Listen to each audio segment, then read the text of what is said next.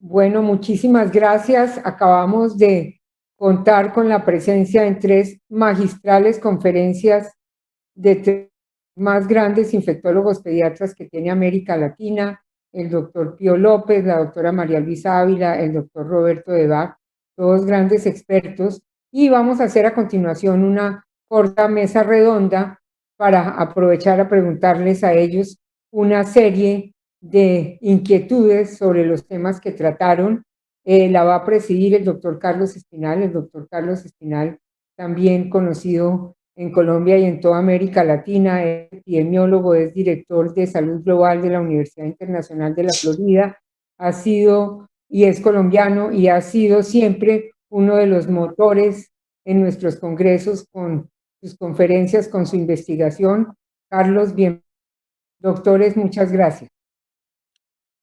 Bueno, doctora Cristina, esto es un gran placer tener la oportunidad de compartir con el doctor Pío, la doctora María Luisa Ávila y el doctor Roberto Debac esta media hora de preguntas y discusión en mesa redonda en un panel que creo que va a ser extraordinario en su dinámica y en su conocimiento. Los aportes que acabamos de ver en sus conferencias son muy relevantes y de gran importancia para lo que es toda la vacunación hoy en día en América Latina, en esta crisis que estamos viviendo con la COVID-19.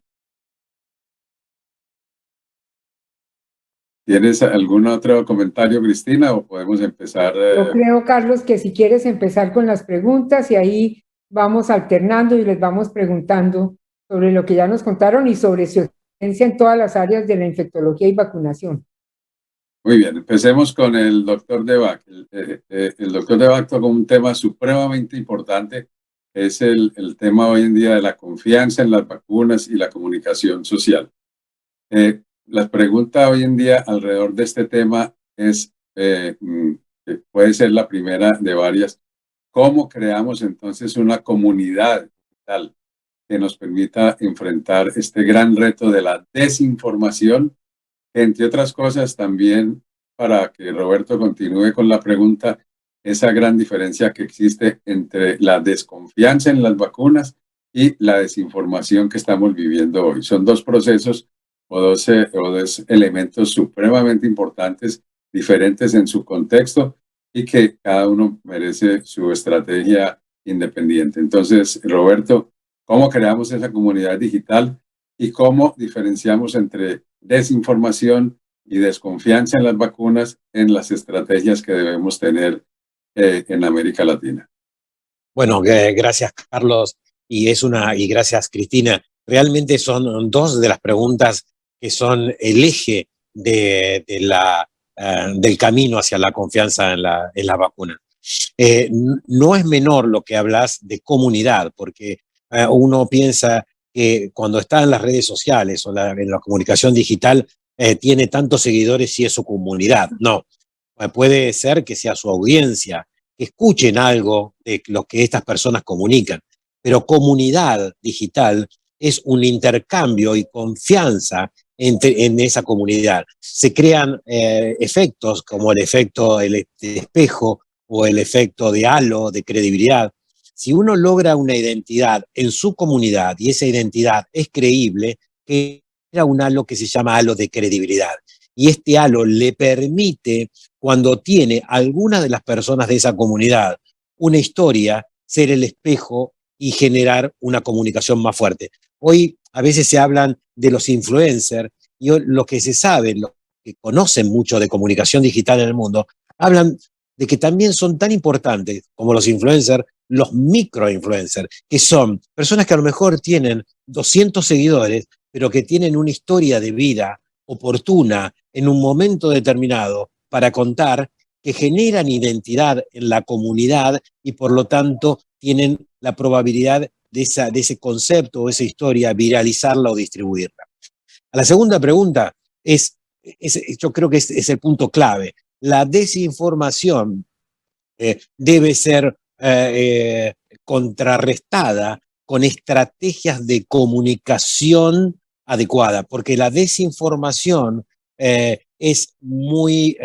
desinformación puede ser que sea inclusive creíble, pero lo que uno no debe es que esa desinformación pueda salir a la comunidad. Tiene que haber estrategias de escucha digital para que esa desinformación rápidamente pueda ser revertida. O sea que creo que hoy nos enfrentamos a un mundo absolutamente nuevo, que es el mundo de la comunicación digital, donde tenemos los trabajadores de salud por primera vez la probabilidad de escuchar a la gente y de ver cómo qué es lo que hablan y cómo hablan. Y esto, bueno, hoy en día hay herramientas para poder contrarrestarlo. Pero creo que el tener una estrategia, el escuchar, el comprender y el responder, creo que es una estrategia que nos merecemos trabajar para evitar lo segundo, que es la desconfianza en la vacuna. Sí, muy bien. Roberto, yo te Sí. querría preguntar, para completar la pregunta de Carlos, si tú hablamos de la comunidad científica que está en contra de vacunas, que esto es uno de los problemas que está gente del área salud en contra de las vacunas. ¿Tú crees que ellos requieren un enfoque especial? Sí, bueno, hay estrategias internacionales y hay discusiones y los expertos hablan de que si se tiene que ir a revertir las consideraciones de las personas que vienen desde la ciencia también o con títulos desde la ciencia que hablan en contra de las vacunas, o se tiene que ir a trabajar con la estrategia de fortalecer y debe haber un camino hacia la verdad de las vacunas. Esto realmente se está discutiendo, se discute en el mundo de la comunicación digital. Yo creo que hay que hacer estrategias de convencimiento para que luego de escucharlos a ellos puedan, uno, comprenderlos y trabajar con ellos para revertir la situación. O sea, hay que hacer un camino estratégico como el que seguramente Carlos después contará a través de la Florida International University, que piensan en un camino hacia la verdad de la vacuna, hacia comprender que las vacunas son el bien más precioso que tenemos hoy en día. Sí, ese punto es muy importante porque debemos retomar el concepto del valor de la vacunación y el valor de las vacunas, obviamente, que se ha perdido un poco en este contexto, en esta situación crítica originada por la COVID-19. Bueno, pasemos ahora con el doctor Pío López. El doctor Pío López, todos lo reconocemos como uno de los grandes investigadores en el desarrollo de nuevas vacunas y en todos los estudios de las distintas fases, de la fase 1 hasta la fase 3, en varias de las vacunas que hoy tenemos y que están en posible proyección. Pío, con el modelo que trabajamos o que se trabajó las vacunas de la COVID-19, que fue un modelo de desarrollo prácticamente de 10 meses, de un año, aunque toda la investigación de coronavirus ha tenido una trayectoria bien atrás y bien amplia, que ha puesto también el conocimiento en favor de este corto, si se puede llamar así, desarrollo de las vacunas de COVID. ¿Cómo se ha visto el aseguramiento de la calidad de estas vacunas? Hay muchas dudas todavía hoy, hay gente que se pregunta y que tiene temor porque es una vacuna nueva, porque fue desarrollada en muy corto tiempo, porque no hay estudios suficientes, porque siempre los estudios son reducidos a cierto número de individuos y además toda esta relación que se vio con los gobiernos de que las compañías farmacéuticas no asumían los riesgos de la vacunación. Entonces, esto creó un ambiente difícil para la penetración y la implementación de las vacunas. ¿Cómo ves este panorama? Y si esto puede ser un modelo replicable de ahora en adelante para evitar ese largo desarrollo y ese largo camino de 10 años para desarrollar una vacuna. Sí, Carlitos, primero que todo, muchas gracias por continuar con nuestra participación. Lo que tú me preguntas tiene mucho que ver con lo que está hablando Roberto en este momento. Es decir, ese es un argumento en contra de la vacunación. contra COVID específicamente, porque los antivacunas dicen que es imposible que una vacuna que normalmente dura 10 años en las diferentes fases se haga ahora en este momento en 8 meses. Yo creo que todos los que estamos en este momento estamos viviendo dos cosas que son historia. Primero, una pandemia, la última pandemia que tenemos noticia o que teníamos noticia es del año de 1918, la famosa gripe española, y lo segundo es el desarrollo de vacunas en tan corto tiempo. ¿Cuál es la explicación que tenemos para este desarrollo de la vacuna? Yo pienso que en parte se debe a que ya había un camino transitado. No nos olvidemos que en el 2002 aparece el SARS-CoV, síndrome respiratorio agudo, y se comienza a trabajar en la vacunación. No se termina porque el proceso se termina. En el año 2012 aparece el síndrome respiratorio agudo del Medio Oriente, que se autolimita y por tal motivo la vacuna no se termina, de manera que ahora ya había un camino andado y eso fue, digamos, una manera, digamos, inicial.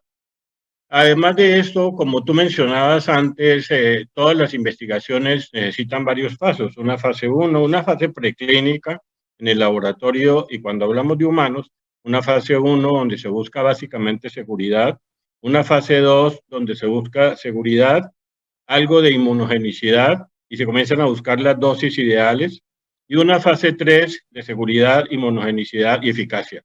Muy bien, pues estas fases las han hecho en paralelo. No las han hecho secuenciales. Y por último, la fase 3, cuando comenzaron la fase 3, ya la industria estaba desarrollando las vacunas, de tal manera que aquí ha habido un equipo conformado por varios jugadores. Uno de ellos es la política, otro de ellos es la economía y otro de ellos es la ciencia. Ha habido participación de la ciencia, participación de la política y participación de la economía. Esos tres factores juntos han logrado lo que estamos viviendo en este momento, unas vacunas que han sido aprobadas y que, bueno, hasta este momento han mostrado una seguridad y una eficacia verdaderamente llamativa. María Luisa, en el caso de todas estas impacto negativo que ha tenido la COVID-19 en los programas de inmunización, lo vimos en tu conferencia, el impacto de las coberturas, el potencial desarrollo de epidemias y de brotes, etcétera. ¿Cuáles serían, y la gran amenaza para polio, por ejemplo, en los 3 países que mencionaste, en Guatemala, Haití y Venezuela? ¿Cuáles serían las 3 o 4 estrategias realmente básicas y esenciales para recuperar la situación de las coberturas, teniendo en cuenta, como también lo mencionaste, que esto va para más allá del 2021 hasta el 2022, porque la vacunación va muy lenta en nuestros países, desafortunadamente. Que es una situación crítica y pues nos hace pensar que quizás necesitamos estrategias bien concentradas y no solamente estar pensando en el COVID y en la situación originada por la COVID-19. Sí, Carlos, muchísimas gracias por tu pregunta. Es una pregunta complicada de contestar, sobre todo porque tomamos en consideración que no es de ahora que las coberturas cayeron, sino que ya venía desde antes de la pandemia y que la pandemia lo que hizo fue agravarla. Así es que las estrategias yo te diría que deberían de ser conducidas de una manera muy certera por la Organización Panamericana de la Salud, porque esto es un problema de la región. Puede ser que haya países, bueno, Costa Rica es un ejemplo que nos ha ido bien con coberturas, que no estamos mal, pero eso no significa que no tengamos un riesgo. Y en este mundo tan interrelacionado, necesitamos tener una estrategia región para nosotros lograr salir de esta. Obviamente, enfatizar en el tema de la vigilancia, las enfermedades que ya habíamos comentado. Y el tercer punto sería no perder oportunidades de vacunación. Nosotros no podemos, y bueno, por suerte ahora, por ejemplo, con influenza ya se sabe que puedes poner la vacuna influenza y la de SARS-CoV-2 al mismo tiempo, que no hay que esperar los 14 días que se decían, pero también ese concepto de no perder oportunidades de vacunación tiene que ser consolidado de la manera más eficiente. Y el cuarto punto que yo te diría sería el de destinar recursos que vayan precisamente a esas coberturas. Lamentablemente los recursos son limitados, entendemos todos el problema que tenemos con la COVID-19, pero si no actuamos ya, la COVID-19 no solamente va a traer problemas por sí misma, sino muchos daños colaterales asociados.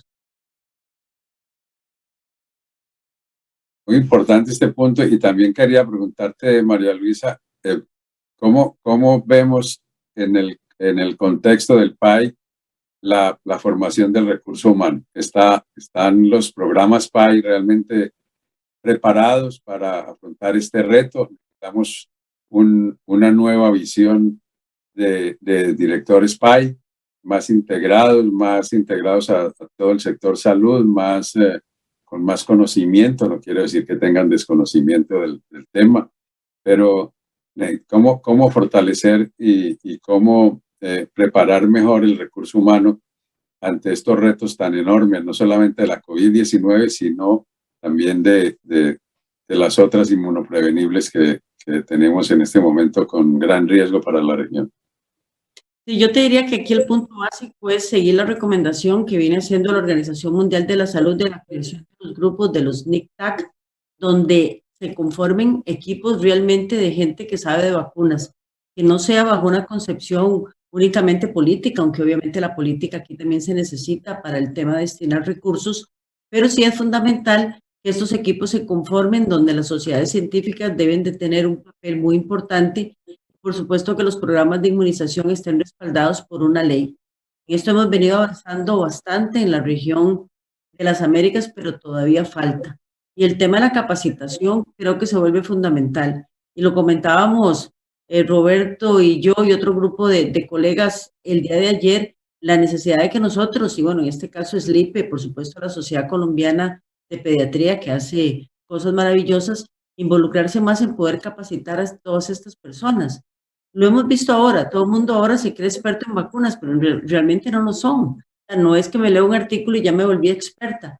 Tengo que estudiar, tengo que trabajar, tengo que tener un programa estructurado. Así es que esos dos serían mis puntos a comentarte. Sí, yo creo que tanto SLIPE como, por ejemplo, la Sociedad Colombiana de Pediatría han sido dos asociaciones supremamente dinámicas en el entrenamiento en vacunas en distintos escenarios. Ahora que tenemos la ventaja aquí de tener al presidente y al futuro presidente y a la expresidenta de la Sociedad Colombiana de Pediatría, pues creo que es un llamado a que las sociedades deben fortalecer más aún esta formación de recursos humanos. Tío. Tengo una buena noticia para todos ustedes. La buena noticia es que acabamos de terminar el libro azul de pediatría. Ustedes se acuerdan que el libro azul había sido un libro de cabecera de todos nosotros en lo que tenía que ver con vacunas, escrito cada capítulo por un infectólogo pediatra latinoamericano. Yo no me sentí en la capacidad de volver a leer todos los artículos. Yo creo que cada uno de las personas que escriben es suficientemente fuerte para escribir un artículo bueno. Lo que pude leer me encantó. Entonces creo que hemos hecho un esfuerzo grande por parte de SLIPE, por toda la junta directiva, para ofrecerle a todos los miembros un libro bueno y actualizado sobre vacunación. Gracias, Pío. Voy a despedir a Roberto. Yo sé que él tiene otro compromiso. Le agradecemos mucho su presencia. Bueno, muchísimas gracias. Y rectificar lo que dijo Carlos y lo que dijo Pío. Es decir, las dos sociedades son muy fuertes en la región y tenemos un camino de la educación y de la educación digital y la comunicación digital que por suerte lo pudimos visualizar y ahí vamos a trabajar. Así que muchísimas gracias a todos y un cariño a todos los que nos están escuchando. Gracias, Roberto. Chao, Roberto.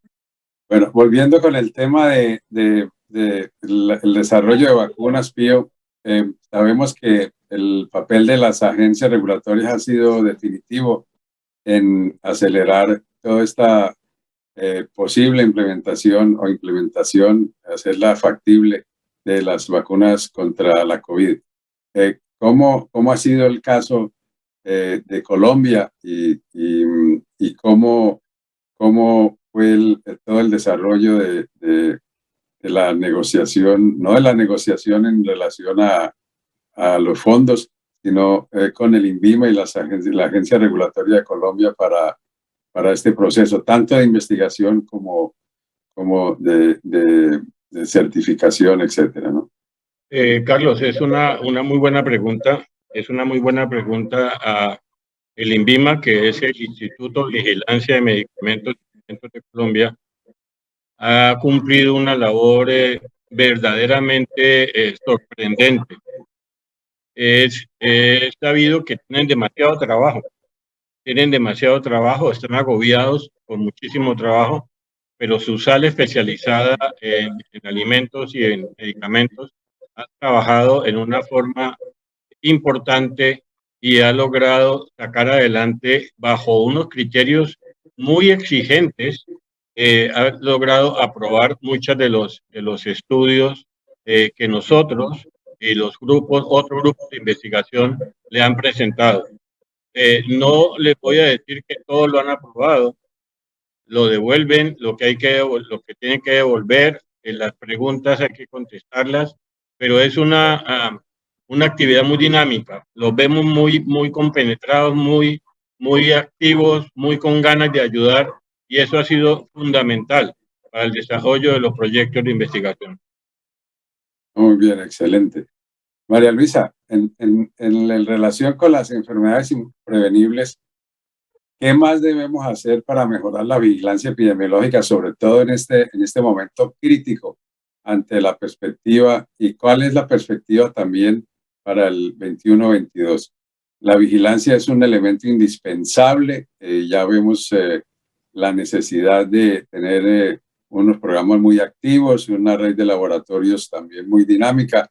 ¿Cuáles son esos 2 o 3 vacíos que tú encuentras o que encontramos hoy en día en la vigilancia epidemiológica? También Pío puede interactuar en esta pregunta por toda la experiencia que tenemos.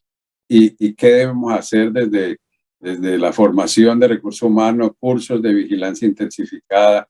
¿Cómo le ayudamos a los países a desarrollar mejor la vigilancia?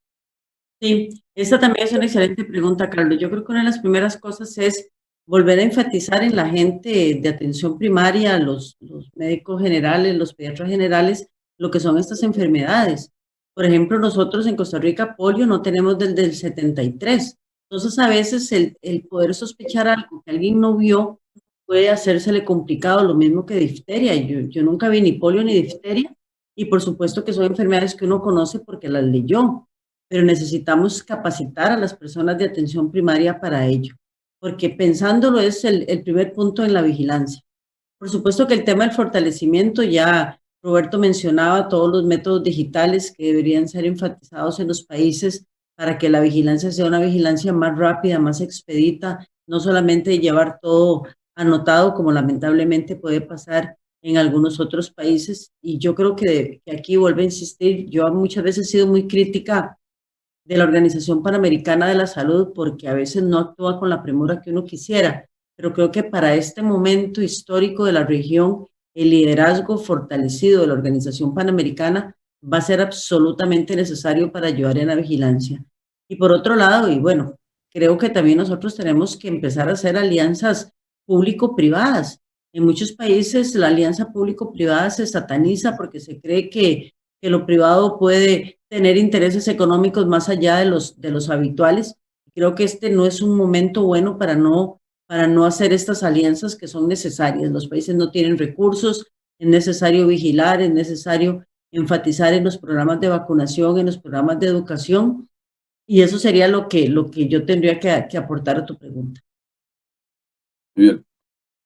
Yo, en relación nuevamente al modelo de desarrollo de las vacunas de COVID, ¿este modelo será replicable para otras vacunas o es un modelo en una situación de emergencia y punto? No tiene replicación. No, Carlos. Estamos adelantando unos pasos gigantes. con las vacunas de RNA mensajero. Para decirte algo, el laboratorio Moderna ya está trabajando en muchos virus. Está trabajando en virus de influenza, en virus respiratorio sincitial, en citomegalovirus. No, esto está abriendo la puerta. Y como decía inicialmente, estamos viviendo una época completamente diferente. Estamos viviendo una pandemia que no hemos vivido antes, pero estamos viviendo una época científica absolutamente sorprendente. Estamos aprendiendo mucho y, como te digo, estamos abriendo la puerta, ojalá para el VIH, de manera que sí estamos muy, pero muy esperanzados en que esto sea el inicio de una fase muy, muy activa en investigación.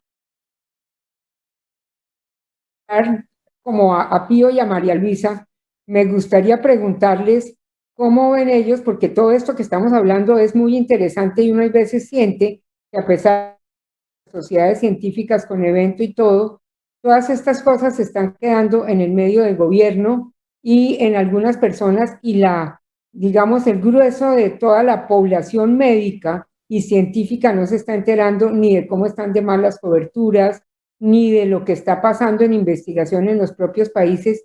¿Cuál sería la sugerencia para llegar mucho más a la comunidad médica y a la comunidad de investigación y no mostrar qué se está haciendo, sino también las preocupaciones que hay como para que se sientan comprometidos? Le preguntaría a María Luisa y después también a Pío qué piensan al respecto. Sí, muy buena pregunta, Cris. Y de nuevo, es una pregunta con respuesta difícil. Yo pienso que nosotros tenemos que volver a las bases. Muchas veces vemos nuestros congresos, son congresos entre nosotros mismos, pediatras, infectólogos, pediatras, etcétera, etcétera, pero tenemos que expandirnos hacia otros grupos. Y creo que aquí el médico general, el médico que está en atención primaria, juega un papel fundamental. Tenemos que capacitarlo, tenemos que informarlo, tenemos que integrarlo a todas nuestras reuniones y mesas de trabajo porque juegan un papel muy importante en toda la región. También tenemos que hacer equipos de trabajo, por ejemplo, el tema con enfermería, que muchas veces somos como dos mundos aparte, cuando ahora el concepto ya de bastantes años a la fecha es la de constituir equipos de trabajo donde sea gente interdisciplinaria la que actúe.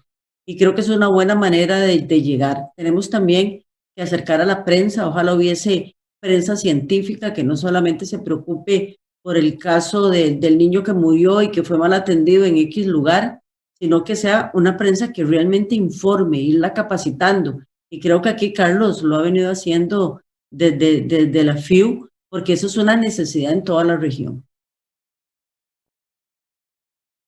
Cristina, el participar en una presentación con la doctora María Luisa Ávila tiene cosas buenas y malas. Te cuento.